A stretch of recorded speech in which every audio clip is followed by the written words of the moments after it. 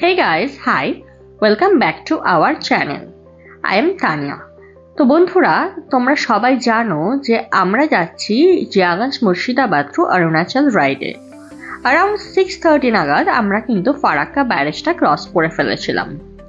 তারপর স্ট্রেট 2 ঘন্টা জার্নির পর কিন্তু আমরা এসে পৌঁছালাম ব্রেকফাস্টের জন্য একটা ধাবা কাম রেস্টুরেন্টে। কিন্তু আনফর্চুনেটলি সেখানে কোনো অপশন না থাকাতে আমরা শুধুমাত্র 2 কাপ কফি খেয়ে বেরিয়ে পড়েছিলাম। তারপর আমরা সেকেন্ড হল্ট নিয়েছিলাম লাঞ্চ করার জন্য। আফটার দ্যাট আমাদেরকে কিন্তু আসাম খুব সুন্দর একটা বৃষ্টি দিয়ে কিন্তু ওয়েলকাম করেছে। আর তার সাথে আমরা রাস্তার পাশের জঙ্গলে কিন্তু দেখে নিয়েছিলাম দুটো হাতি। আর তা দেখে তো আর আনন্দের উচ্ছ্বাস নেই। আর এই ধরনের মনোরম দৃশ্য দেখতে দেখতে কিন্তু আমরা পৌঁছে গেছিলাম বঙ্গাইগাঁও।